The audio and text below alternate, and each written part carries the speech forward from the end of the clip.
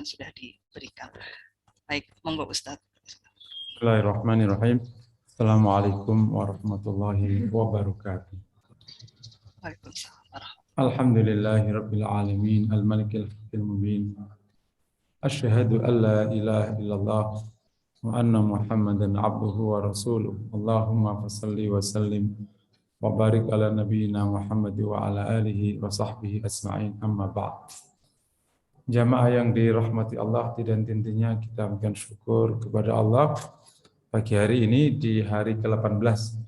Allah berikan kita kesehatan, Allah berikan kita kesempatan untuk bisa menjalankan yang wajib kita jalankan. Semoga semuanya diterima Allah Subhanahu wa taala. Dalam keterbatasan yang kita miliki, kita selalu bersyukur atas yang sudah kita jalankan dan memohon ampun atas yang belum kita jalankan. Dalam keterbatasan yang kita miliki, selalu mohon kepada Allah semoga terus dibimbing, dikuatkan, disempurnakan, dan semoga Allah limpahi kita rahmat kepada kita semua. Nah, dalam perhitungan waktu yang tersisa, sementara kita ingin mencapai formalitas selesai di Al-Furqan, maka ngajinya loncat ke ayat 61 ya. Tengah-tengahnya itu masih ayat 33, terakhir kan 32 kemarin, sampai 60 masih bicara banyak tentang masalah tauhid, tentang turunnya Al-Quran, tentang langit dan bumi, rububiyah, uluhiyah, masih menjadi penekanan. Tibalah di ayat 61 sudah mulai bicara tentang ubudiyah atau ibadah dan akhlak. Jadi kita akan lanjut ke ayat 61 ya.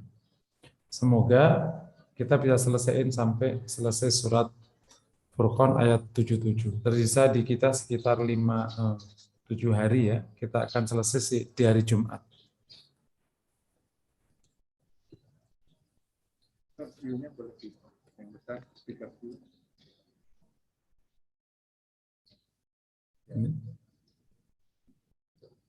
A'udzu billahi minasyaitonir rajim.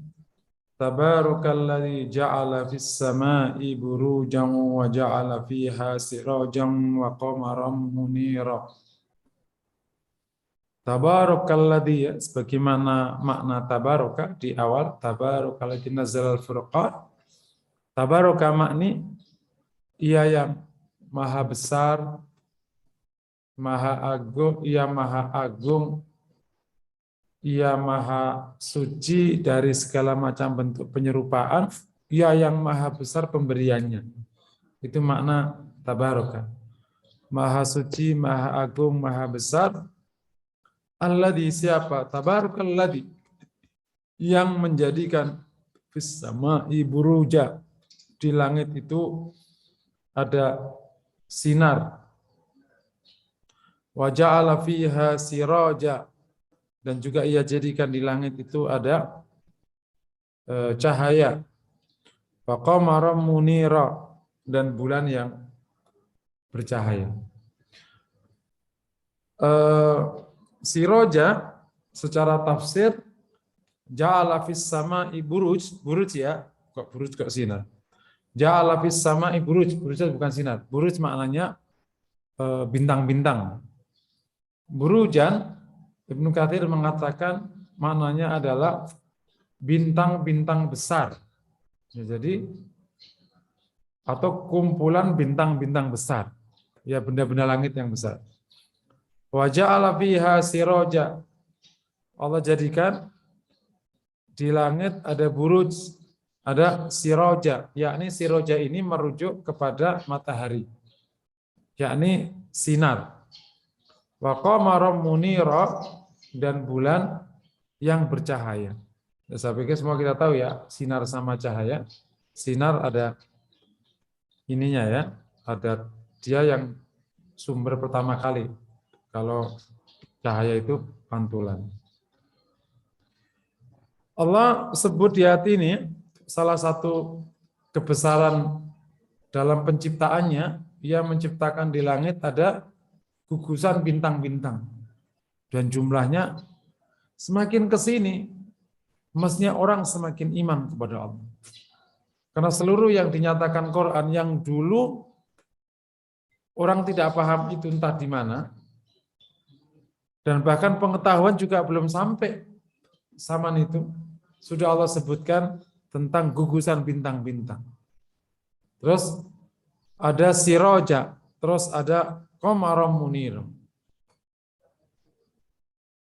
Wa huwallazi, Allah sebut makhluk yang bab ini dengan tabaroka karena ini memang makhluk yang sangat besar dan berpengaruh terhadap kehidupan manusia. Gugusan bintang-bintang ini berpengaruh terhadap kehidupan manusia. Kalau di konteks kehidupan biasa, itu sudah dipelajari oleh banyak hal yang ada di ilmu antariksa itu.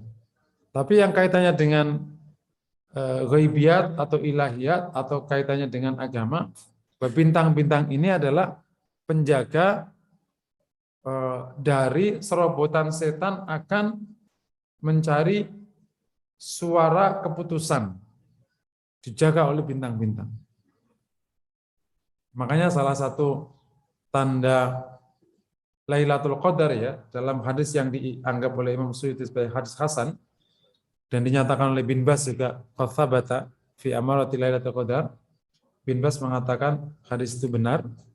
Itu adalah tidak ada bintang yang sedang melempar setan. Jadi malam itu tenang, nggak ada bintang ya. Setan tidak naik ke atas, kira-kira kayak gitu kalau gampang. Jadi dia merupakan penjaga, dijaga oleh sekian juta bintang agar setan tidak berkesempatan untuk mau mendengar keputusan Allah SWT. Kalau kita bicara tauhidnya, kenapa Allah izinkan setan? Demikianlah terjadi proses ujian. Nah, nanti akhir yang setan datang ke dukun sedikit punya cerita, sebagian orang percaya, nah jadilah proses kemusyrikan. Itu semua jadiin sebagai ujian. Wa ja'ala fiha wa huwa alladhi ja'ala al-laila wan nahara khilfa, yang menjadikan malam dan siang khilfah. Ibnu Katsir mengatakan khilfah alladhi yakhlufu ba'duhu sahibah, yang mengganti yang lain, dia bergantian. Sebagian fasir mengatakan khilfatan maknanya mukhtalifah, yakni berbeda. Ia jadikan malam dan siang berbeda. Ia jadikan malam dan siang sebagai gantian. Ya, karena dia berbeda, maka dia gantian. Kalau tafsir rata-rata satu dengan yang lain nggak bertabrakan. Khilfah maknanya mukhtalifah. Malam dan siang berbeda-beda. Siang punya karakternya, malam punya karakternya. Dan dijadikan malam siang ini itu luar biasa. Ini bukan sekedar matahari dan kita terputar tadi malam. Waktu siang seluruh ada sekian jumlah makhluk Allah yang bergerak di waktu siang untuk kehidupan manusia. Angin bergerak kemana, sinar kemana, tumbuh-tumbuhan kemana, itu semua di siang. Jantung ngapain, anggota badan kita ngapain, itu bukan satu dua makhluk, itu triliunan makhluk itu bergerak dengan ritme yang saling mendukung di waktu siang.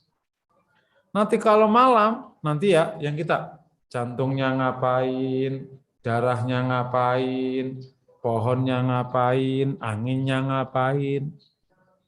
Terus nanti mataharinya ngapain, bulannya ngapain, bintangnya ngapain. Waktu siang, matahari terkadang ada di timur paling selatan, terkadang timur ke arah utara. Itu kaitannya dengan terjadinya musim panas, musim dingin, angin bergerak, angin tidak bergerak. Subhanallah. Kita baru tahu satu case bahwa ternyata dijadikannya malam kita suruh istirahat karena memang seluruh alam semesta dipersiapkan untuk istirahat. Maka yang pohon ngapain, jantung kita ngapain, lambung kita ngapain, suruh istirahat. Makanya cara terbaik kita untuk hidup itu ngikuti aja syariat. Karena tidak semua kita tahu rahasianya. Tidak semua kita tahu rahasianya. Ini kan baru ketahuan 15 abad setelah para sahabat beriman. Ngikutin aja. mirip yang sudah sekarang Bapak Ibu ketahui ya. Betapa stres itu berpengaruh hampir 60% ke kesehatan. Kan baru sekarang kan kita tahu stres itu berpengaruh kan. Baru sekarang aja kan. 60% bahkan ditemukan dia yang paling berpengaruh terhadap kanker. Cancer. Cancer bukan dari makanan. Yang paling besar adalah stres. Bukankah dari dulu kita disuruh iman kepada qada qadar, disuruh syukur, disuruh qanaah, disuruh ikhlas, disuruh apalagi tawakal, disuruh berharap. Itu bukan seluruh obat supaya tidak stres. Stres itu karena ada yang kita capai, yang ingin kita capai nggak kita capai. Bersyukur, selesai. Dinamika di luar itu bisa berbeda.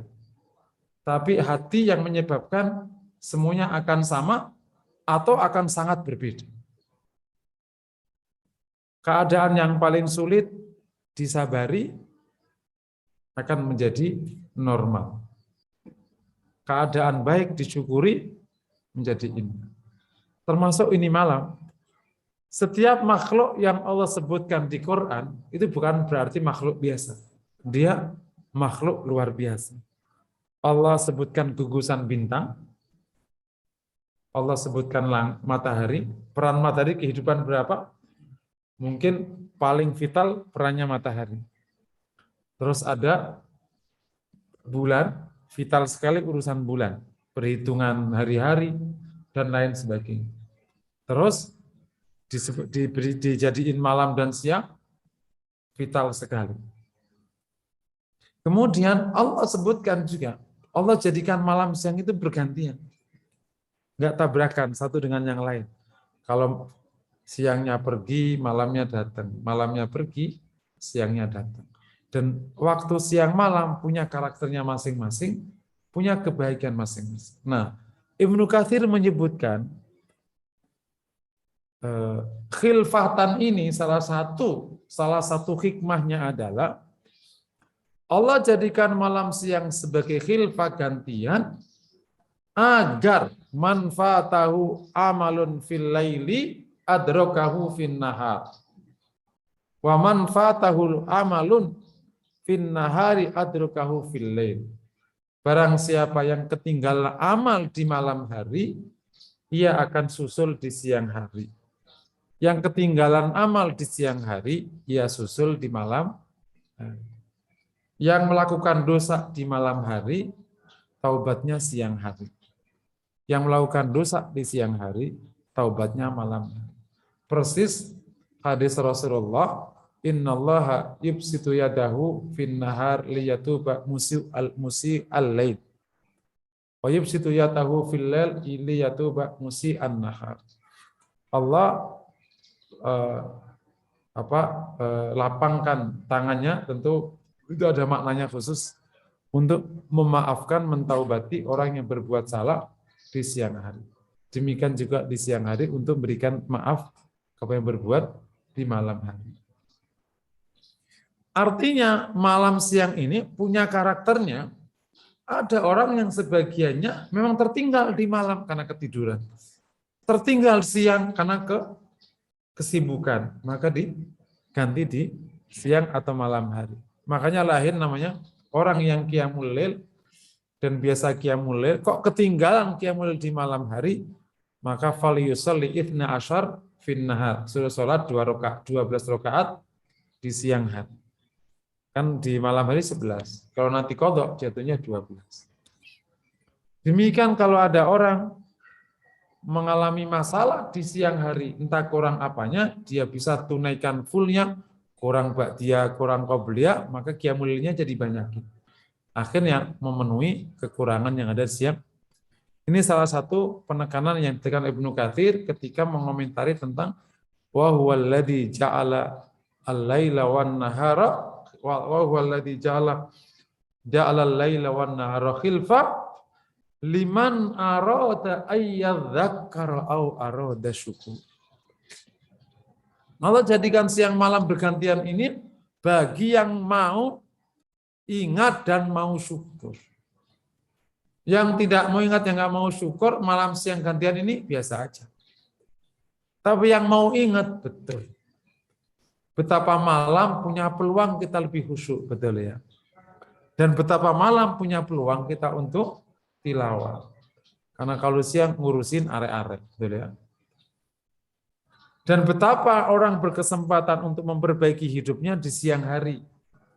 Karena dia harus mencari nafkah untuk keluarganya. Karena malam hari sudah diperacul sama istrinya. Jadi memperbaiki di siang, ya besok aja lah. Cepat tamat malam-malam. Untuk mengingat kepada Allah. Dan untuk bersyukur kepada Allah. Ketika dia pagi hari ia bangkit, syukur akan terasa. Betul ya? Alhamdulillahilladzi ahyana ba'da ma amata. Itu terasa sejak memulai siang. Kalau mau bersyukur sudah terasa kok bisa bangkit. Karena untuk bisa bangkit ada ratusan sendi yang terlibat. Satu sendi tidak terlibat sudah tidak bisa bangkit. Satu sendi tidak terlibat tidak bisa bangkit. Saya renungkan kenapa buang air itu kok ajarannya suruh bersyukur. Dan kita kan buang air, prot, selesai sudah. Tapi keluar buang air kita diajarkan berdoa, alhamdulillahilladzi adzaba annal adza. Dan agama mengatakan itu adza, itu penyakit, ya. Itu penyakit, jadi harus dikeluarkan, jangan ditahan. Makanya suruh jongkok supaya tuntas. Kita bersyukur karena kalau itu tidak keluar jadi berkah. Kita diajarkan kapan kita mengeluarkan? Di ujung malam. Atau di awal siang. Itu ritme badan setiap manusia. Allah udah buat ritmenya. Di ujung malam atau di awal siang. Mulai jam 4 terjadi ditok gitu. Di ujung malam. Atau di awal siang pada subuh. Allah siapkan karena itulah awal orang mau beraktivitas, akhir orang mengakhiri aktivitas malam. Qiyamul Lail, betul ya? Dia mengakhirinya dibersihkan badannya, mengawalinya dibersihkan badannya. Kita bersyukur kotoran dibuang. Yang milah siapa? Pernah nggak kita nyuruh milah? Hai jantung, hai darah, hai apa? Kau pilahlah makananku yang nggak bener ini. Aku masih suka makan gorengan. Dipilah, sorry itu. Kita renungkan bab ini aja. Untuk mengeluarkan kotoran itu supaya jadi, itu harus ada sekian anggota badan terlibat. Kalau tidak, nggak akan jadi keluar. Udah ngini, tapi nggak bisa ngeden, nggak jadi. Mohon maaf agak jorok dikit, supaya kita sadar betul itu karunia. Itu kadar kekentalannya harus pas, betul ya.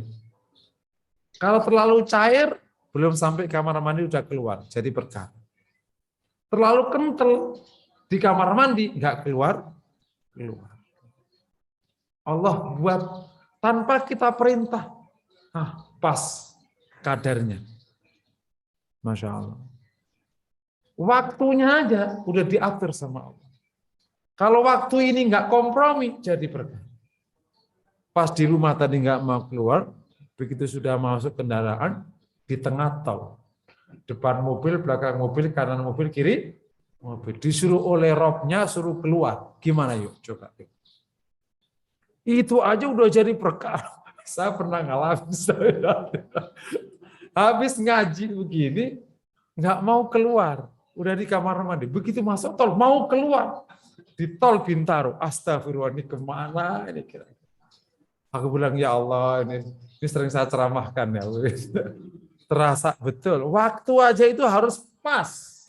Kalau tidak pas, jadilah azab. Bukankah kita bersyukur? Makanya, alhamdulillahilladzi adzaba annal adza. Emang adza itu.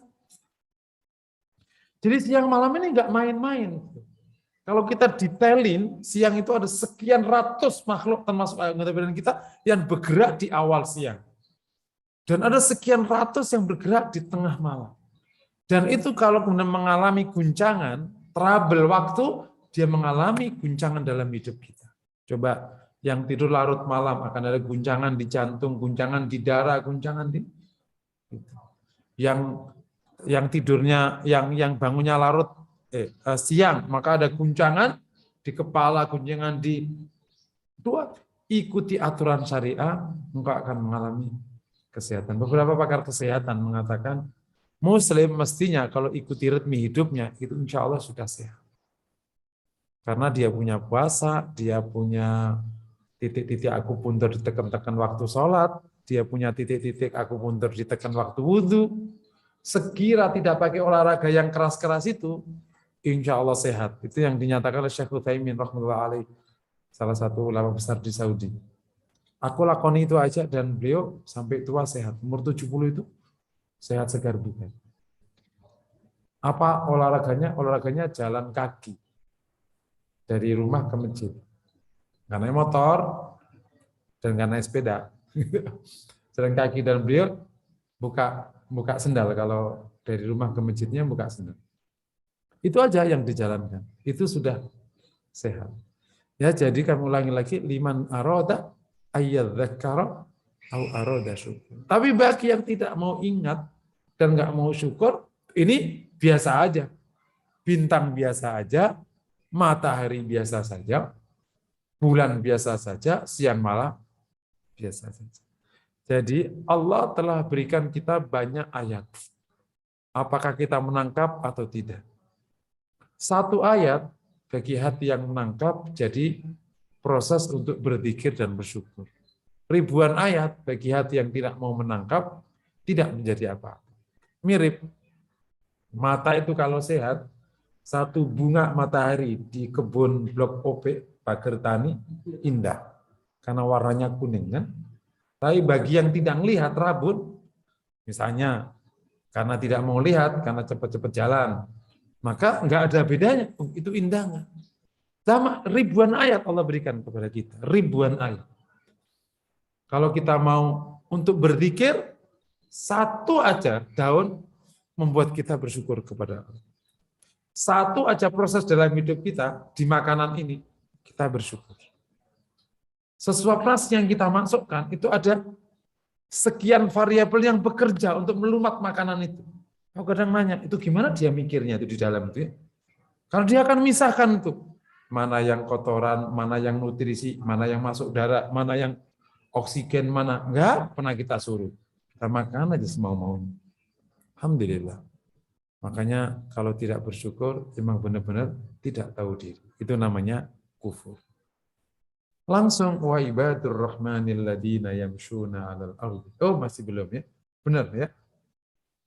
Ayat 63. Setelah Allah jelaskan liman arada ayyadzakkar au arada syukura, dan sebelum ayat ini Allah sudah tegaskan tentang gimana kebenaran Al-Qur'an, gimana sikapnya orang kafir. Allah juga jelaskan tentang ciptaan di langit dan bumi siang ya, yang terus sampai ayat ke-60 itu. Kemudian Allah tegaskan di ujung disebutkan tentang langit dengan 5 besar itu, burujan, sirojan ya, berarti syamsan wa qamaran dan al-laili wan nahar.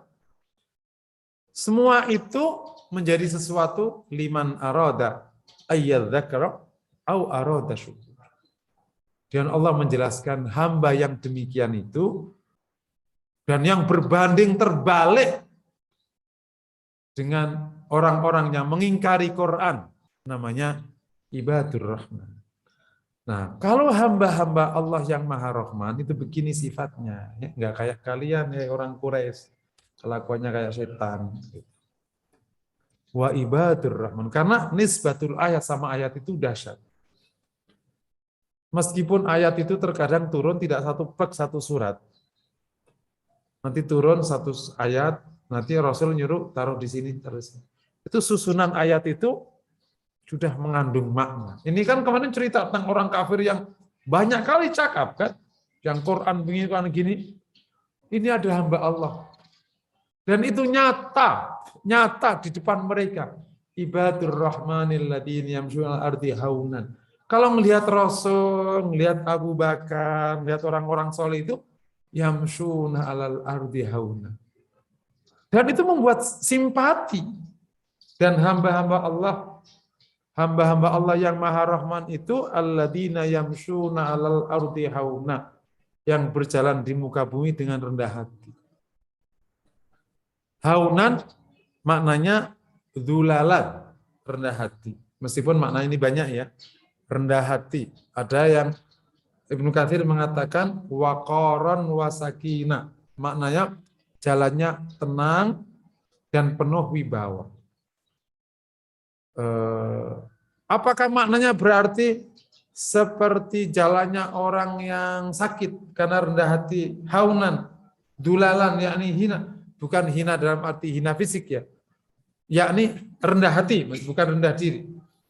Imar mengatakan maknanya adalah waqaran wasakina dan tidak berjalan seperti jalannya orang sakit.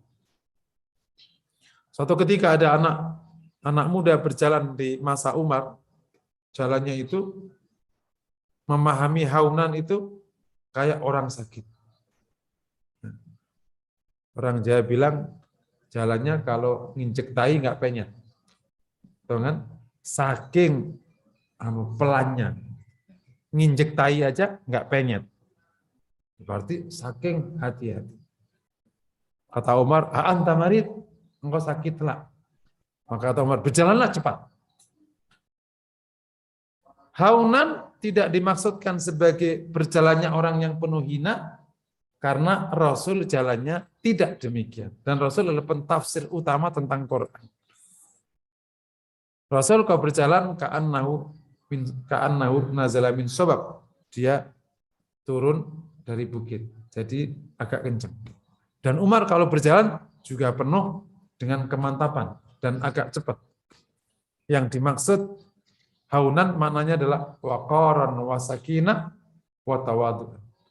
Tenang seperti orang yang berjalan ke masjid kan tidak boleh berlari atau ngos-ngosan. Nah, itu jalannya orang mukmin.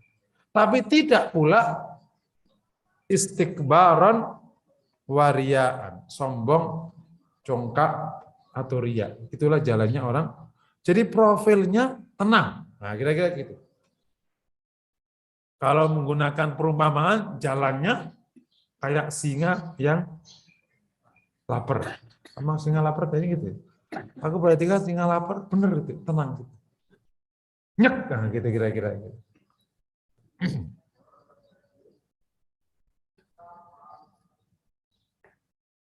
Allah sebutkan profil hambanya yang mulia ini dari hal yang paling nyata, yang paling tampak. Jalannya aja beda. Karena jalannya orang kafir itu congkak. Gitu. Jalannya orang kafir saat itu congkak. Ngomongnya congkak, jalannya congkak. Makanya dilarang oleh agama wala tamshi fil ardi maroha. Jangan kau berjalan di atas muka bumi dengan congkak. Gitu. Yang kemudian salah satu profilnya ngangkat kepala, geleng-geleng kepala. Tapi orang mukmin itu wakor, cenderung ke bawah pandangannya. Nah dari situ beda sekali jauh. Sekarang si orangnya wakor semua karena megang handphone. Jadi ternyata jalannya orang sekarang memang wakor, tapi bukan karena ikut agama, karena terpaksa jalan pakai handphone. Kira-kira itu bedanya kalau jalannya orang kafir kan congkak ke atas, mukmin ke bawah. Makanya haunan. Terus wa idza khatabahumul jahiluna. Ayo bentar. Wa idza khatabahumul jahiluna qalu salam. Tipe orang-orang bodoh, termasuk orang bodohnya al-kufar Quraisy, itu berbicara kepada mereka, qalu salama. Mereka menjawab salam. Apa maknanya salam? Tafsirnya Hasan Al-Basri mengatakan qalu salamun alaikum, selamat untuk kalian dan saya maafkan kalian. Ketika ada orang bodoh berkata apa saja maka salamun alaikum dan aku maafkan kalian. Enggak ngeladeni. Tapi sebagian fasir mengatakan salama maknanya adalah baik. Jadi qalu salama yakni maknanya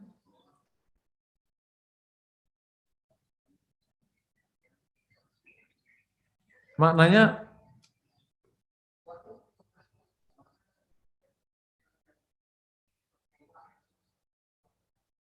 idza safi alaihimul juhal bil qawli sa' thumma yuqabiluhum alai lam yuqabil mithli. Salama maknanya memaafkan. Qalu salama yakni memaafkan.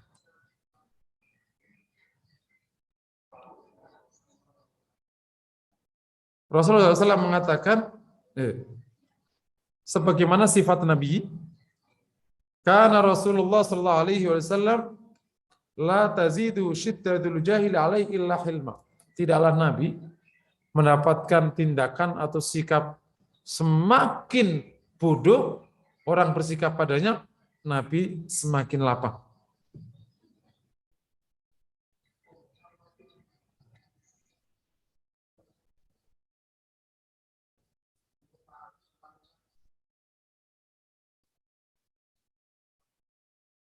Seorang mufassir mengatakan merujuk kepada kata Nabi, qala Rasulullah SAW wasabba rajulan indah. Qala faja'al al-masjid yaqul alaikassalam. Jadi Nabi bercerita ada orang mencaci maki depan Nabi pada orang lain. Dan yang dicaci maki mengatakan waalaikumsalam. Itu maknanya salam. Jadi waalaikumsalam gitu. Jadi emang salama menggunakan kata waalaikumsalam. Langsung dinyatakan. Tapi sebagian mengatakan maknanya salam itu maknanya adalah sadadan. Ini tafsir dari Mujahid. Ketika ada orang bodoh berkata kepada mereka, maka dia berkata benar. Yakni salaman maknanya sadadan. Ala kulli hal, baik dinyatakan salaman maknanya itu berikan kedamaian, yakni maknanya dia memaafkan, atau langsung ada menyatakan waalaikumsalam langsung, atau artinya sadadan, dua-duanya, tiga-tiganya maknanya adalah bersikap tepat, bersifat baik kepada mereka, tidak membalas pernyataan buruknya. Ini, Bapak Ibu yang dirahmati Allah, profil jalannya aja indah, sikapnya sangat mulia. Dia tidak membalas pernyataan buruk dengan keburukan. Menunjukkan apa? Kematangan. Jadi hamba-hamba Allah yang Maha Rahman ini, yang berhadapan dengan orang yang tidak beriman sana, yang banyak kali cakap tuh, dihadirkan dengan profil yang indah. Jadi mereka akan belajar, oh begitulah orang beriman itu. Dan ini ada di tengah mereka. Akhirnya menjadi sebab mereka satu persatu masuk Islam. Termasuk Khalid bin Walid. Kan Khalid bin Walid Islamnya bukan Fathu Makkah. Kan? Islamnya jauh sebelum Fathu Makkah. Dan lain sebagainya. Karena ada profil yang sangat menyejukkan. Kenapa seorang ayah itu demikian mulia? Karena seorang ayah tidak terprovokasi oleh pernyataan anaknya. Maka kalau ada ayah terprovokasi pernyataan anaknya, jangan-jangan dia bukan ayahnya, dia tetangganya. Kita akan semakin dewasa, ngomongnya gampang nih ya, karena kita tidak terprovokasi oleh pernyataan siapapun tentang kita. Nah, salah satu variabel membuat kita nggak terprovokasi itu, yang kemarin sudah saya terangkan, adalah level mental kita. Kalau level mental kita itu memang penonton, kita terprovokasi. Benar kan? Terprovokasi kan? Wih, misalnya apa? MU jelek kan gitu. Karena dia lawannya MU apa lawannya MU? Ya, pokoknya itulah. Tanya Ahok. Makassar gitu. Lawannya berarti Surabaya. Kira-kira pemainnya terprovokasi enggak?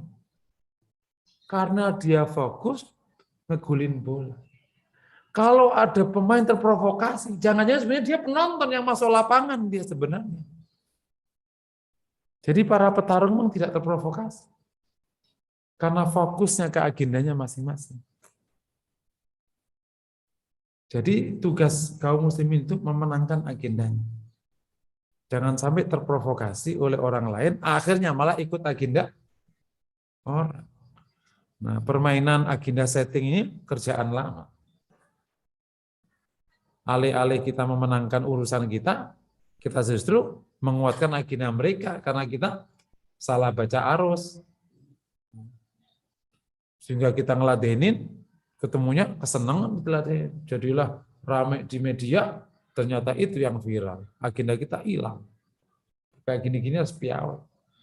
Dan insya Allah ilmunya sudah kokoh, asal kita tekun aja. Dulu sih ilmunya belum banyak diketahui, sekarang alhamdulillah udah banyak. Data mining itu. Terus berikutnya, sifat orang ibadur rahman. Walladina yabiduna li rabbihim sujatan wa qiyamah.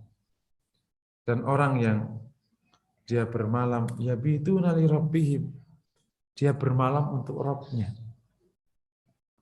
Sebagai yang secara seraya bersujud dan secara berdiri. Dia sujud, dia berdiri, yakni qiyamul lail. Jadi ibadur rahman itu profil jalannya indah. Sikapnya mulia. Jadi tidak terprovokasi oleh ungkapan, termasuk berarti tindakan orang jahil, itu sebenarnya simbol kematangan. Untuk mencapai posisi itu butuh panjang, butuh ikhlas, butuh sabar, butuh lapang dada, butuh kematangan berpikir, butuh menjaga emosi, mengendalikan emosi, mengendalikan amarah, sampai normal aja. Kayak ayah tadi, Pak Ayah mah punya ayah pelit. Sini. Diketek ya. Nih duit, ya gitu dong, wah. Begitu mah, ya pelit lah. Ya. Nah gitu dong, Mbah. Gitu kan, anak-anak kan, dan lain sebagainya. Jadi butuh proses kematangan. Dan dalam analisis kami untuk mencapai itu bukan setahun 2 tahun. Untuk tidak terprovokasi dan tidak merasa tersakiti oleh hal kayak gitu, itu butuh panjang itu. Sampai kita belum bisa fokus ke kita ngomong aja masalah aja. Kami juga dia punya mulut. Kenapa kok orang emang nggak luka di hati? Orang kayak itu bukan karena dia emang nggak luka di hati, karena dia sudah lebih besar daripada orang yang memprovokasi. Dia sudah punya agenda sendiri yang lebih besar daripada urusan dia. Mentalnya udah jauh di atas. Ya, ini bocah. Umurnya kan 60, ya nggak apa-apa dia bocah. Apa sih umur itu keniscayaan. Dengan kematangan itu pilihan. Ada orang umurnya 60 masih bocah. Gara-gara makan aja marah. Nah, masih bocah. Gara-gara rebutan lampu merah marah. Bocah. Urusan lampu merah marah. Gara-gara kursi marah. Di Jepara banyak kursi. Ini ngomongnya gampang. Ngelakoni ya Masya Allah. Nah, udah kayak gitu, ibadur rahman punya sifat yang ketiga. Yang dia kalau bermalam, sujud dan qiyamul lail. Masya Allah, semoga Allah kuatkan kita ya dengan Ramadan ini. Terpaksa dia bangun malam, karena harus sahur. Dan terpaksa harus qiyamul lail, karena kalau nggak wudu dulu nggak enak makannya. Mungkin awalnya dari situ dulu nggak apa. Kenapa wudu? Kenapa sholat? Ya biar makannya enak. Kalau nggak gitu nggak enak. Lama-lama semoga nanti Allah terus mudahkan. Karena ini pertolongan Allah SWT. Agar kita bisa kuat qiyamul lailnya. Ia menikmati kesendirian dengan Allah. Itu yang disebut setiap kita harus punya waktu-waktu sendiri dengan Rabb. Para ulama mengatakan hendaklah kalian membagi waktu kalian dalam beberapa agenda. Yang pertama, waktu sendirimu dengan Rabb-mu. Itu adalah di penghujung malam.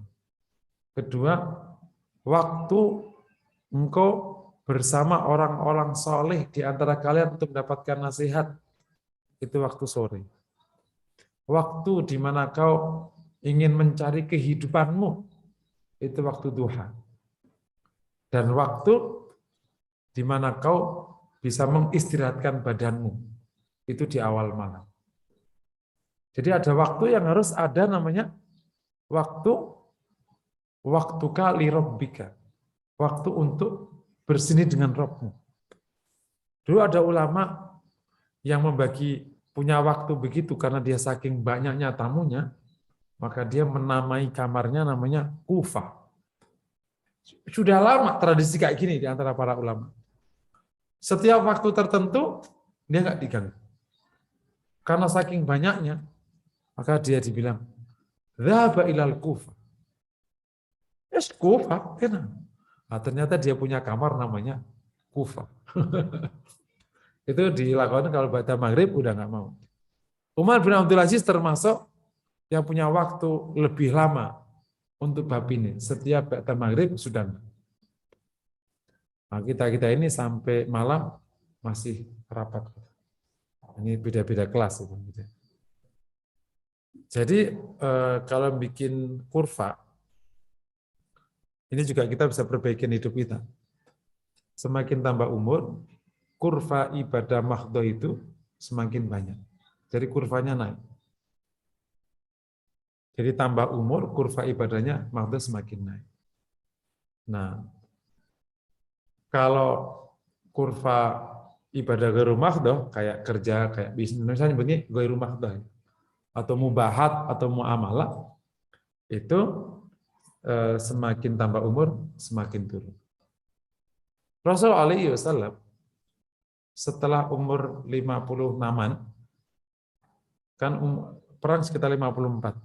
Separuh perang Rasul pimpin langsung. Tapi setelah itu sudah disahkan sahabatnya, Rasul milih ada di rumah ngimamin sholat. Jadi apalagi sejak turun ayat surat An-Nasr, kata Aisyah, sejak turun surat An-Nasr, Nabi tidak henti-hentinya istighfar dan bertasbih. Kan fasah bibihar rabbikawas. Itu yang namanya tabatul. Wa tabattal ilaihi tabtil. Tabatul adalah satu kondisi dan sikap hidup yang lebih meligi ke Allah dalam ibadah mahdhah. Dan ternyata Rasul memberikan contoh di usia-usia itu. Kita udah mengikuti itu. Di usia pensiun 56-55 sudah mulai tabatul. Makanya berharap semoga di usia itu anak-anak udah selesai, udah gede, dan income masih ngalir. Jadi nggak perlu panjang cerita. Orang yang wajib pasif income itu mukmin. Kenapa jadi income? Karena dia biar lebih banyak waktunya untuk Rabbnya. Jadi konsep pasif income itu yang paling wajib pertama kali orang mukmin. Kenapa? Karena dia harus memberikan waktu banyaknya untuk Rabbnya. Termasuk juga untuk dakwah di jalan Allah. Masya Allah, ini hebat sekali ya kalau ini terjadi. Ini kalau ngaji itu ideal-ideal semua. Nah, prakteknya jauh, ya tinggal minta kepada Allah. Saya ulangi lagi.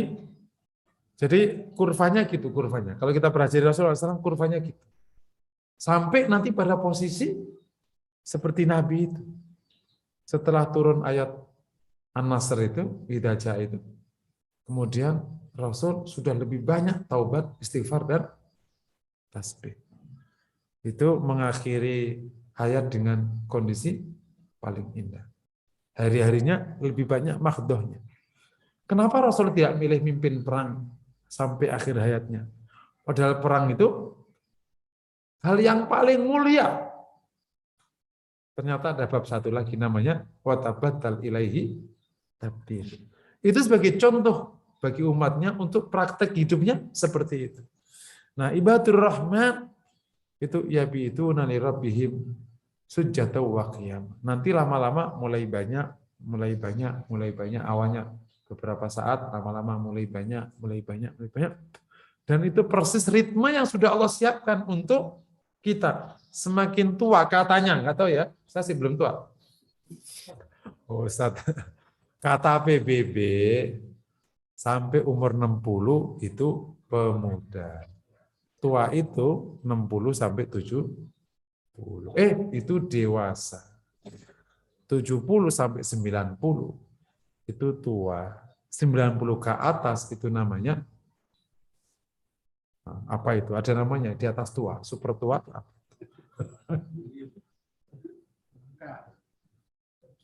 Tapi saya perhatikan ya dengan kesehatan dan harapan hidup lebih bagus, umur 60 itu belum apa-apa gitu. Aku lihat Abah itu kayak umur 17 tuh. Terus tuh. Badannya masih ramping, jalannya masih kencang, makanya nggak pantang. Bayangin aja. Kita belajar dari Abah. Umur 60 bener tuh. Umur 60 tuh masih gagah, belum pantas pensiun. Jadi emang bener PBB kelihatannya ya. Masih muda. Oh, Rasul 56 ya, mungkin kira-kira ya, diperkirakan. Masih mimpin perang kan, itu kan pas anu mau pensiun. Jadi artinya memang Rasul masih aktif. Jadi orang mukmin sebenarnya tidak pensiun, dia bekerja dari satu kerjaan ke kerjaan yang lain. Jika memang akhirnya kalian tidak butuh income, bukan berarti nggak kerja, kerja di masjid, kerja di masyarakat. Yang awalnya entrepreneur menjadi socialpreneur, boleh. Socialpreneur ngurusin, dan itu luar biasa sehatnya.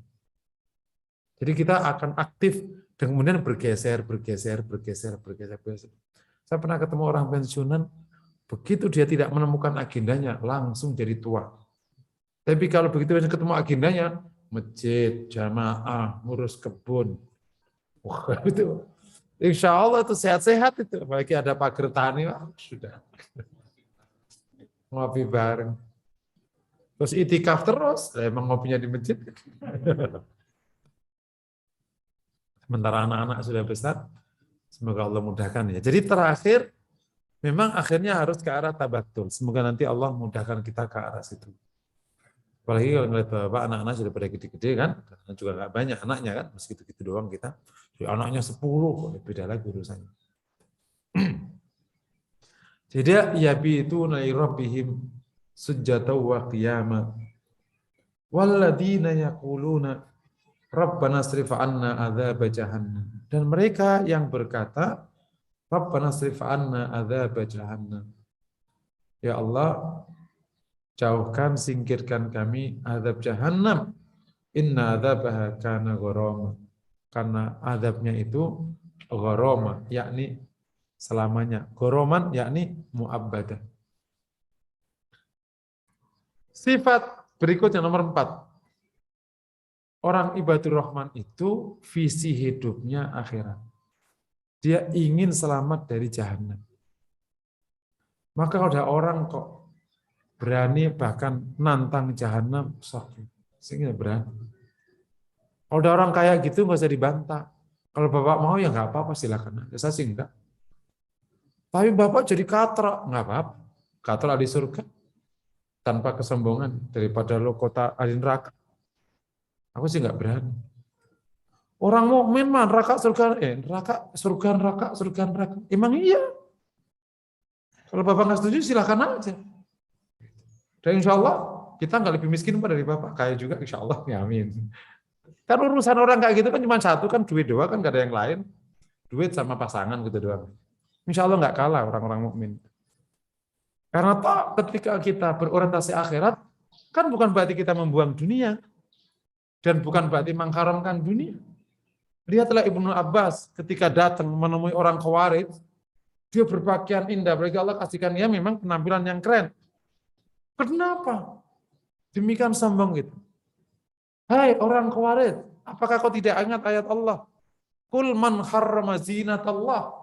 Saya mengharamkan perhiasan dari Allah. Boleh orang mukmin menikmatinya. Gitu. Dan sahabat mulia yang telah jelas-jelas ahli surga, mantu Nabi, dia hidupnya demikian berlimpah. Karena diizinkan oleh agama selama tidak haram dan tidak tapi tidak istiraf. Bahwa yang lebih bagus itu sederhana, ya. Tapi Utsman mengatakan, siapa yang sekuat Umar? Jadi Utsman punya pola kayak Nabi Sulaiman lagi-lagi. Dan itu tidak diapa-apakan. Itu mantu Nabi. Itu orang yang jelas ahli surga. Jadi tidak diharamkan. Tapi yang jelas visi kita memang akhirat. Kita mau selamat di akhirat. Maka doanya waktu dia qiyamul lail itu harapan utamanya Rabbana srif anna adzab jahannam. Karena siapa saja yang selamat dari jahanam berarti masuk surga. Karena di akhirat hanya ada 2 tempat. Kalau enggak neraka, surga. Makanya yang pertama kali yang kita mohonkan itu selamat dari neraka. Karena ada orang masuk surga tapi enggak selamat neraka, mampir. Jadi yang pertama kali kita minta emang Rabbana srif anna adzab jahannam. Inna adzabaha kana takut. Nah, ini yang akhirnya digabung sama yabitu. Pada waktu dia qiyamul lail, yabitu, ia bermalam untuk Robnya. Bahasanya itu indah Quran itu. Bukan qiyamul lail. Bermalam untuk Robnya. Ia bermalam untuk Robnya. Terus dia bermalam. Rabbana srif anna adzab. Jadi yang mendominasi adalah rasa takut kepada Allah. Dan rasa takut ini menimpa siapapun termasuk orang yang paling solih di antara manusia, yakni Rasulullah SAW. Bukan berarti rasa takut hilang kalau sudah ada rasa berharap. Dan bukan berarti rasa berharap hilang kalau sudah ingin ridho. Enggak gitu cara memahaminya. 3 motivasi amal soleh. Pertama, rasa takut. Itu yang awal. Kalau rasa takut sudah membuncah, membuat kita taat, naikkan rasa berharap. Berharap diterima amalnya, dilipat gandakan, dan seterusnya. Kalau sudah bisa, naikkan ke ingin ridhonya Allah tanpa harapan kepada pahalanya. Tapi apakah kalau ingin sana ini hilang? Enggak hilang. Tetap rasa takut muncul, berharap muncul, ingin ridhonya Allah muncul.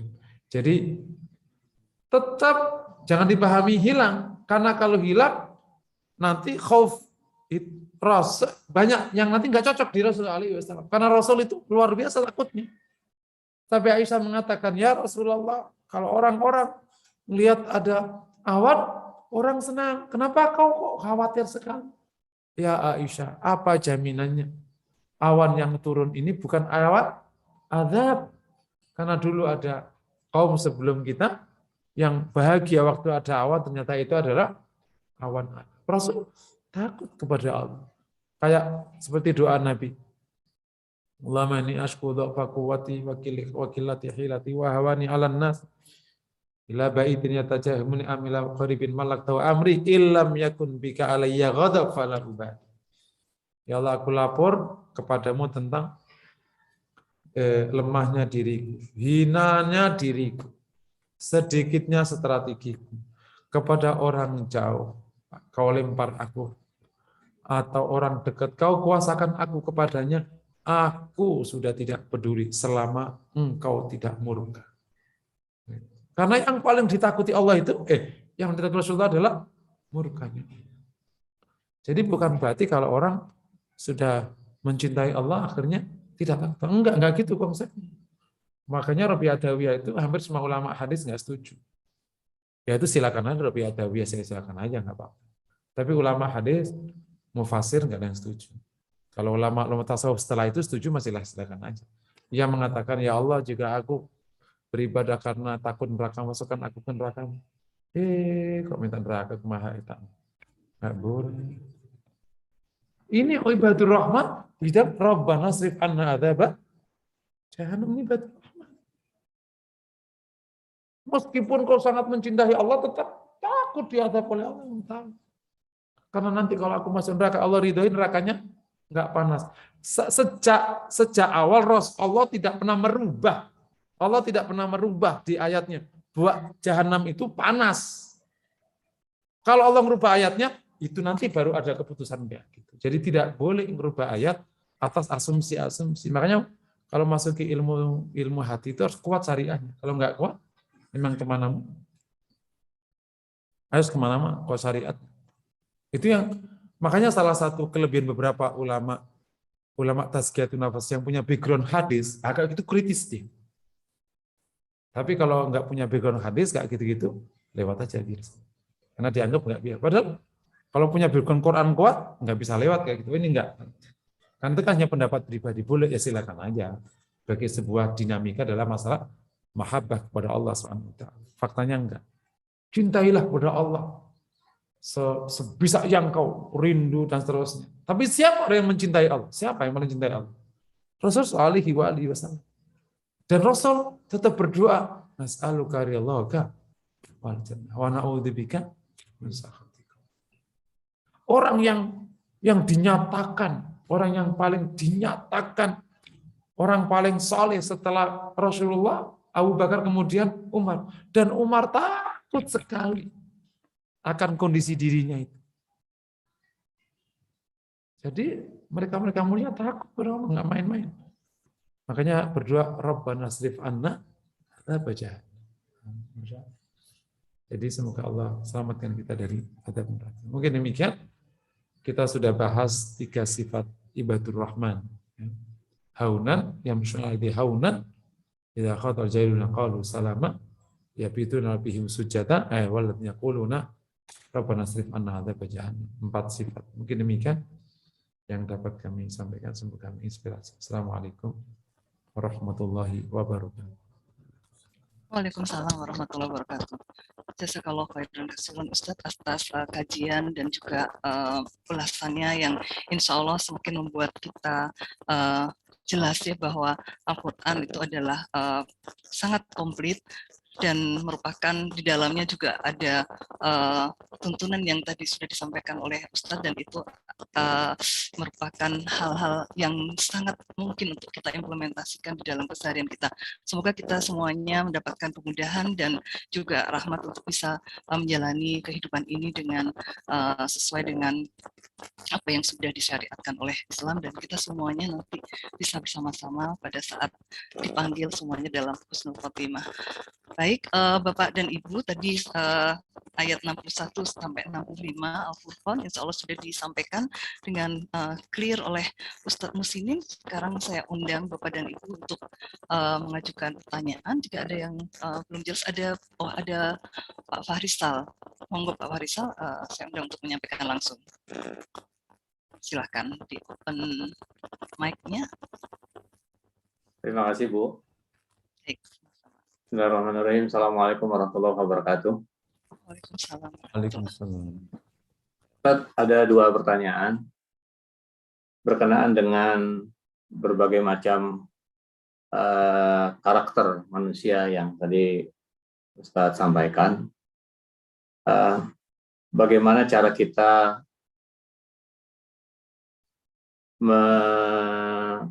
membuat agenda umat, Ustaz?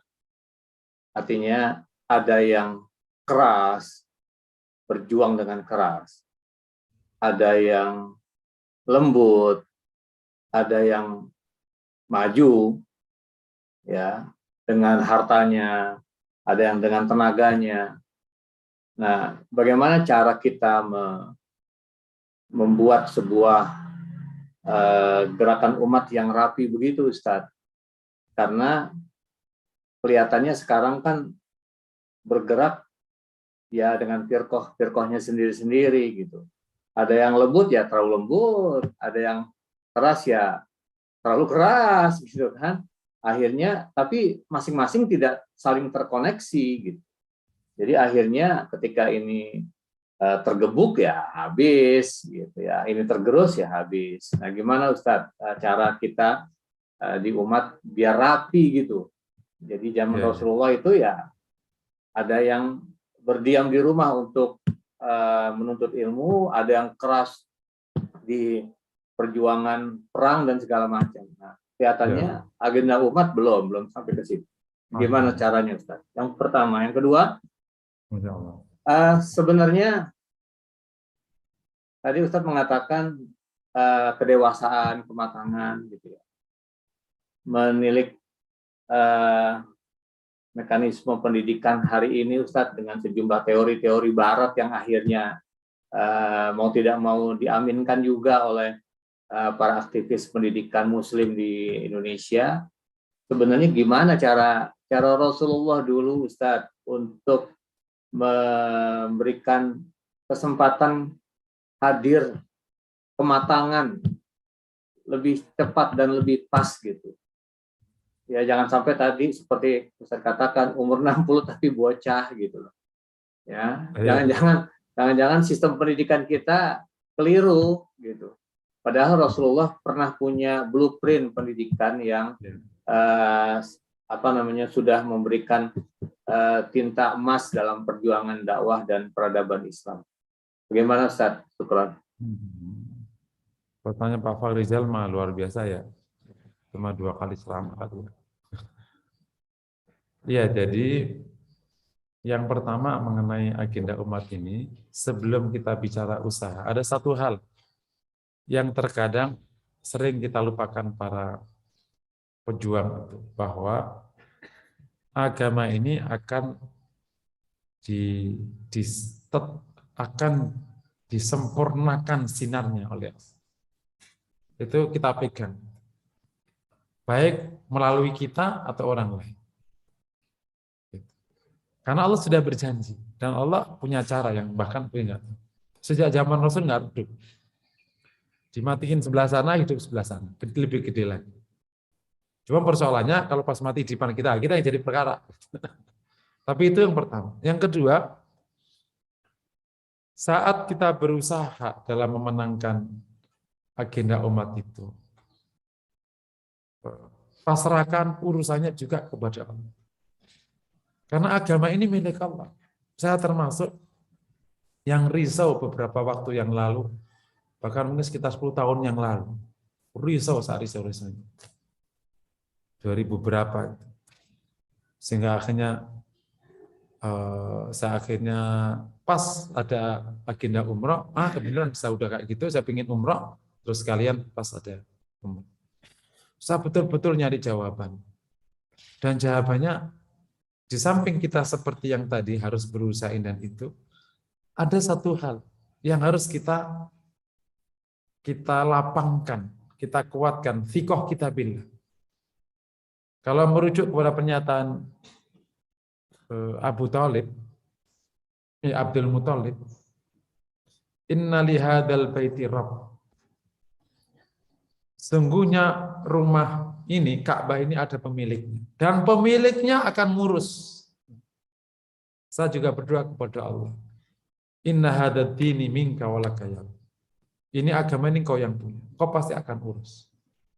Tugas kami, sebagian kau perintahkan, 1, 2, 3. Jadi di hati tenang, Pak.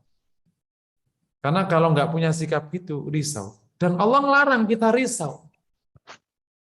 Di salah satu ayat, fala takunanna minal jahilin. Jangan sekali-kali kau jadi termasuk orang yang bodoh. Bodoh itu maknanya akhirnya ngawur, risau, pusing. Nggak boleh. Menghadapi agama ini nggak boleh. Dinamika ini nggak boleh. Tapi kita thiqah billah. Percaya kepada Allah. Kenapa Allah izinkan ini menang, ini kalah? Allah udah punya skenario. Gitu. Tugas kita apa? Mengambil peran yang bisa kita perankan. Saya sekarang ibarat.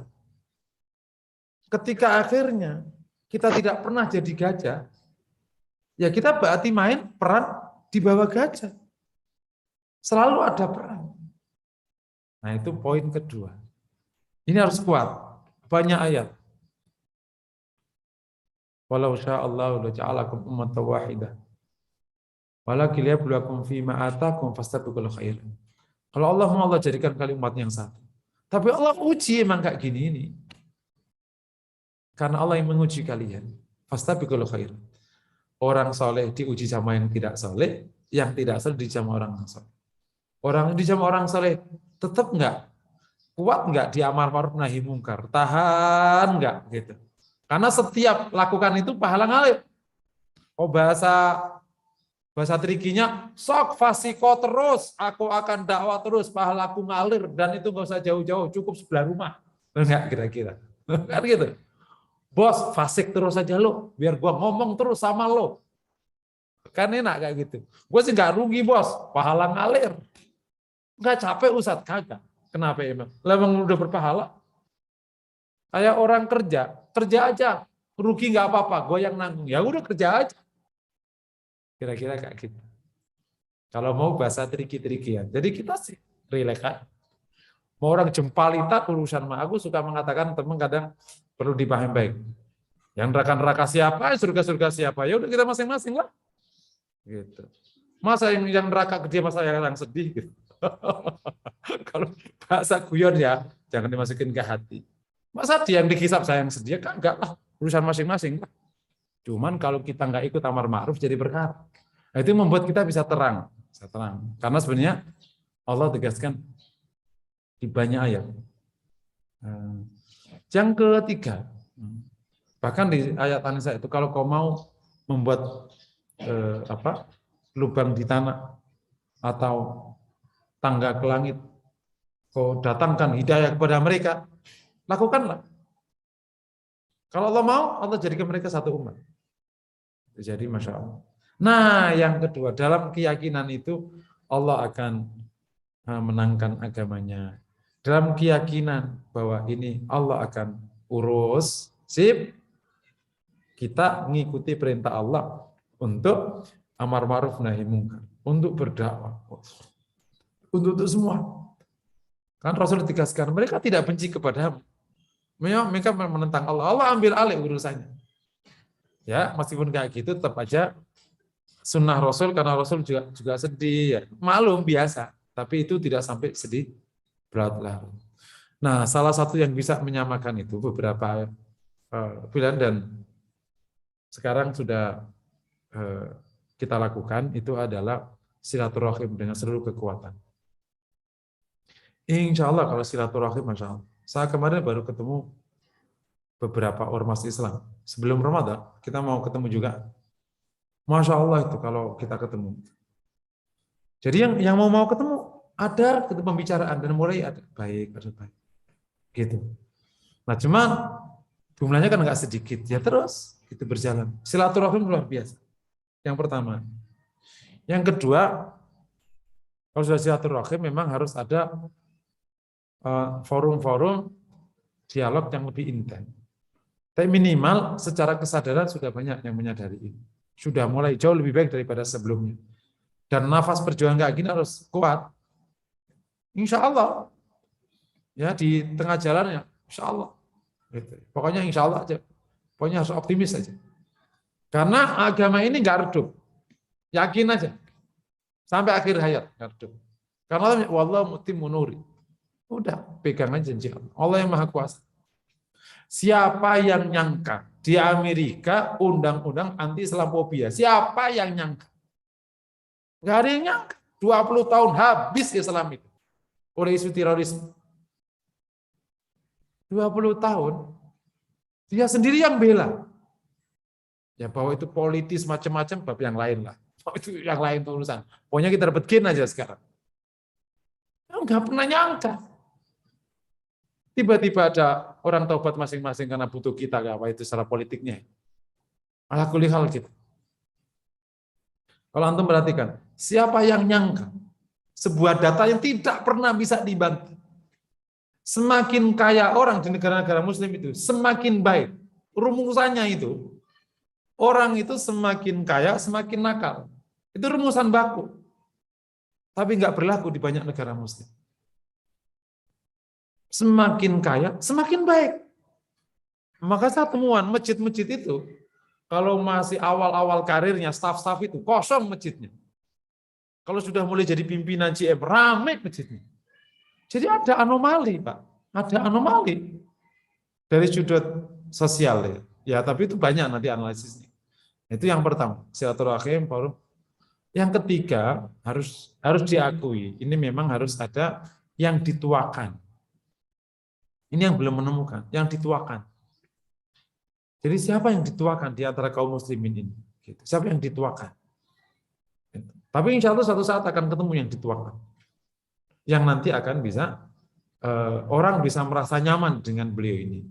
Kalau nggak ketemu satu, minimal sekelompok orang yang dituakan. Sehingga kalau ngomong, oh sepakat semua. Kapan itu? Asal kita rajin silaturahim, asal kita terus berdialog, terus kita sudah umat juga dicerahkan untuk ke situ, suatu saat ketemu. Insya Allah ketemu. Minimal sih progres yang berjalan menuju ke arah situ. Tapi lagi-lagi ya tetap aja kan dinamikanya tinggi ya. Kayak gitu nanti gini. Biasa kita nikmati. Agenda-agenda yang masih menganga ya, itu agenda ekonomi itu masih menganga karena memang per orang Muslim banyak yang usahanya besar-besar. Tapi di konteks komunal ini belum ketemu. Kalau per orang-orang banyak yang usahanya gede-gede. Levelnya besar-besar. Kita hitung juga jumlahnya banyak sekali. Di atas puluhan. Tapi begitu sudah masuk ke komunal, nanti nggak gampang juga. Makanya di dalam usaha itu memang hikmahnya kenapa Rasul itu dulu nggak satuin. Memang karakternya sebenarnya nggak usah disatu-satuin. Yang bagus itu biarkan mereka ketemu masing-masing, bikin koperasi, biarin nggak apa-apa. Soal ini karena Rasul nggak satuin dulu. Abu Bakar kerja, Umar kerja. Yang penting mereka punya visi yang sama. Hartanya untuk agama. Udah gitu aja jual. Dia mau dagang apa aja, yang penting hartanya untuk agama. Karena kalau dagang nggak bisa dibatasi dengan teori-teori yang non muamalah. Namanya dagang, terkadang kita bermula dengan siapapun, suplai dari mana, nggak bisa dibatasi. Kalau dibatasi nggak bisa. Karena urusan dagang itu pasti urusan harga, bukan urusan dihaji apa nggak haji. Aduh ini Pak Haji, tokonya lagi gagal, dia ketus ya nggak laku lah. Gitu. Kenapa hikmah Rasul nggak disatuin dulu itu? Yang disatuin cuma sholat jamaahnya disatuin, pas perang disatuin, gitu. Tapi pas dagang dibiarin. Itu karena memang urusan dagang biarin aja. Itu juga satu pola yang harus diperhatikan. Kalau mau bentuk, ya udah bentuk, sak kelompok bentuk. Itu salah satu. Menemukan orang yang disepakati itu juga bagian dari agenda. Yang supaya nanti bisa guyup. Suatu saat akan Allah. Nah di konteks ini, ada para ulama mutaakhirin yang akhirnya pada kesimpulan. Meskipun itu ya tetap aja namanya istihad bahwa sosok itu namanya Imam Mahdi. Wallahu a'lam. Sampai salah satu Syekh Dai Kabir di Yaman, Syekh Tihami, Hasan Tihami. Sebelum Imam Mahdi kita akan mengalami dinamika ini. Ya udah gini aja terus. Gitu. Jadi yang berlaku hukum namanya hukum tadafu. Hukum tadafu itu Allah mereka dorong, kita dorong. Allah gitu aja terus gitu. Jadi kita nggak sampai karena kita hukum tadafu ya, saling dorong-dorongan aja gitu. Menang enggak, kalah enggak, menang enggak terus aja gitu. Sampai nanti Allah akan mudahkan satu proses yang tapi ya ala kulli hal yang benar yang mana istihad yang jelas perintah dakwah, perintah apa wajib dijalankan. Itu yang pertama. Yang kedua mengenai pendidikan tadi memang kata malu ya sebenarnya. Pertama karena kita sendiri kan nggak didik sama Rasul. Kan didik sama Rasul. Makanya senang tuh sahabat. Yang didik Rasul jadi. Kita yang didik berapa dari Rasul. Tapi ya hadisnya kan masih ada. Sebenarnya kalau secara konsep sudah cukup banyak yang menemukan. Saya sendiri pernah ketemu ahli pendidikan yang sudah mendalami Montessori. Dan dia juga udah keliling di beberapa negara tentang konsep pendidikan. Tapi sekarang udah almarhumah. Saat cerita tentang Nabi mendidik sahabatnya dari hadis-hadis yang saya paham. Cerita ngalir aja saya. Dan mereka menemukan ini ustadz ini ada di sini teorinya, ini ada di ini, ada macam-macam. Termasuk ada multi age, terus umur 16 sudah tidak boleh teori, sudah langsung ke praktek. Umur 15 sudah ngambil keputusan, ya balik kan? Sudah ngambil keputusan kalau perempuan itu ada semua dan dia menemukan teori materinya. Cuman memang harus diimplementasi, butuh resources. Nah itu yang terkadang nggak cukup pas hasilnya. Tapi minimal upaya itu sudah mulai muncul, sudah mulai gitu. Minimal misalnya di beberapa lembaga yang juga saya terlibat, begitu kita tekuni seperti gimana Rasul didik, jadi bocahnya itu umur segini udah matang, udah bisa. Ya asumsi ya. Jadi sebenarnya tinggal ditingkatkan progresnya. Kalau konsep sudah ada, tinggal implementasi mulai dari SD, SMP, SMA, nanti perguruan tinggi kayak apa. Nah, termasuk catatan ilmu tazkiyatun nafas itu justru diajarkan dari kecil. Nah, itu yang catatannya. Bukan diajarkan setelah umur 40, kebalik. Mengajarkan ikhlas itu dari kecil. Ikhlas, diajarkan zuhud, diajarkan syukur, diajarkan sabar itu dari kecil. Ilmu tazkiyatun nafas itu. Nah, itu kalau dalam sana kan karakter building kan, atau mental building. Nah, selama ini itu diajarkan di ujung. Kalau di sekolah malah nggak diajarkan. Nah, itu yang bedanya. Di sekolah formal nggak diajarkan. Tapi kalau di sekolah-sekolah yang apa namanya, yang sudah punya program khusus itu diajarkan tapi nggak detail, masuk ke mata ajar akhlak. Meskipun juga belum terlalu bagus, tapi secara kesadaran sudah ke atas. Ya kalau nanti terus kita sempurnakan, semoga satu saat. Saya ada program Wisma Prestasi itu juga sudah sedikit banyak ada perubahan. Ada tampak sedikit banyak. Wallahu a'lam. Betul, Ustaz. Jazakallah khairan Ustaz atas penjelasannya untuk kita semua. Semoga kita terus bisa memperkuat iman dan tawakal. Kalau tadi disampaikan Ustadz dinamika ke depan yang kita hadapi, tapi dengan kuatnya iman dan tawakal insya Allah kita diberikan keselamatan, dan nanti kita menunggu sosok yang tadi disampaikan oleh Ustadz. Ya, baik, masih ada satu lagi Ustadz di chat box saya ingin saya bacakan dari Bu Asmana. Beliau menanyakan, mohon izin untuk bertanya sedikit di luar tema, Ustaz. Bagaimana hukumnya seorang suami yang sedang puasa marah-marah dan kemudian mengucapkan kata cerai kepada istrinya? Apakah itu sudah jatuh talak? Dan bagaimana hukumnya hubungan suami istri yang dilakukan setelah kejadian tersebut? Ya, mohon untuk di sisa waktu beberapa menit, Ustaz bisa memberikan pencerahan untuk ini. Ya, kalau ada suami puasa masih marah-marah ya perlu dilihat apakah marahnya itu dapat dibenarkan atau tidak dapat dibenarkan. Kalau dibenarkan ya boleh kan marah-marah karena misalnya ada maksiat, kan boleh marah karena kemaksiatan.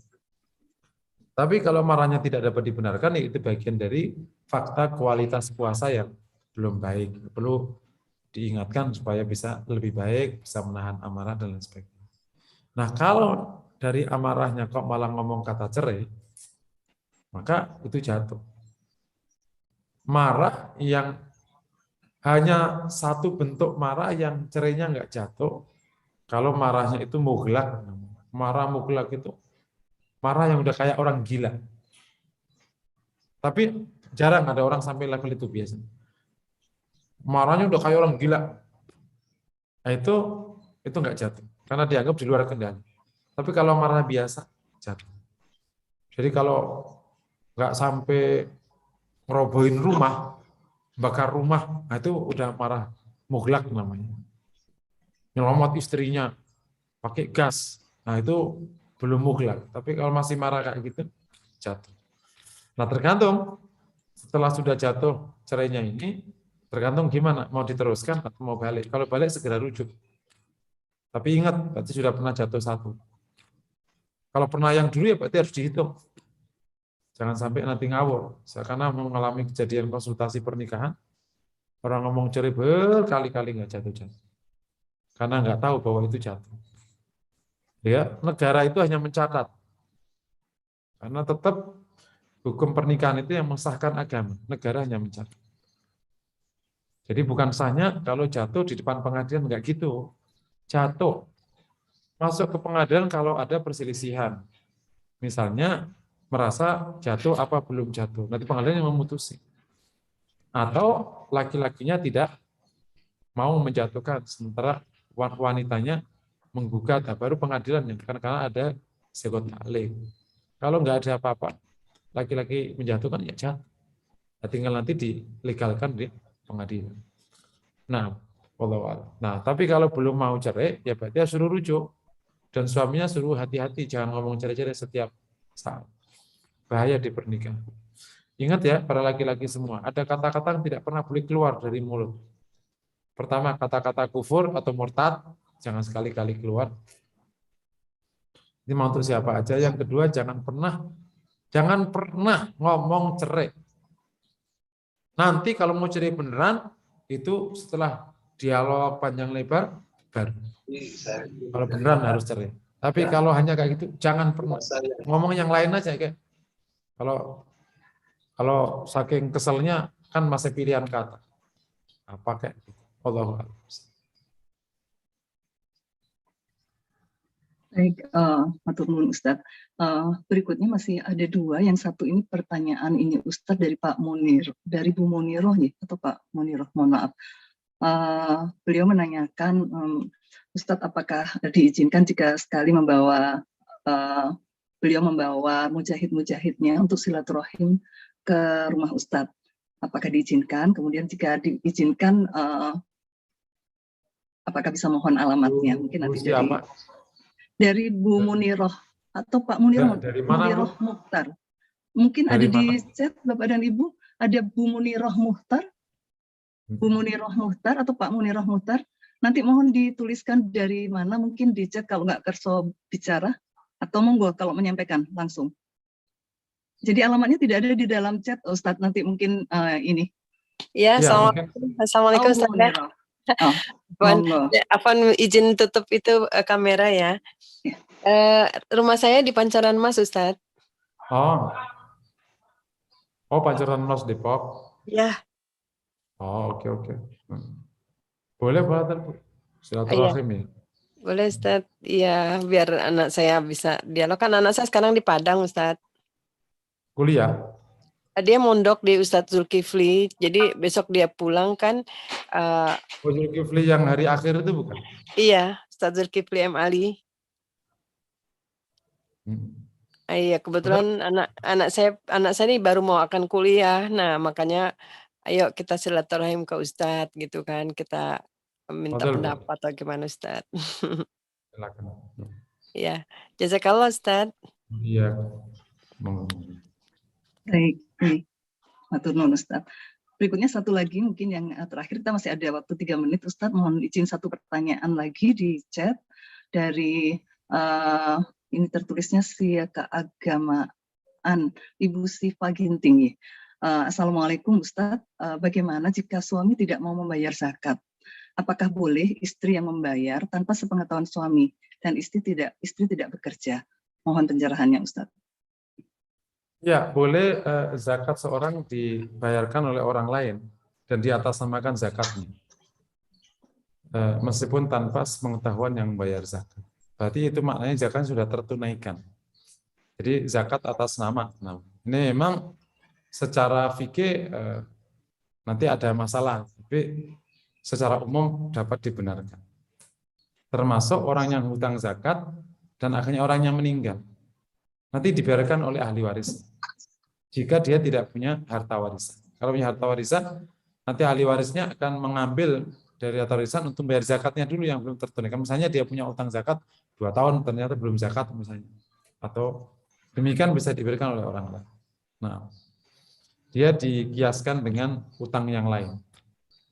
Utang kepada Allah lebih wajib terbayar daripada utang kepada sesama manusia. Itu namanya utang zakat.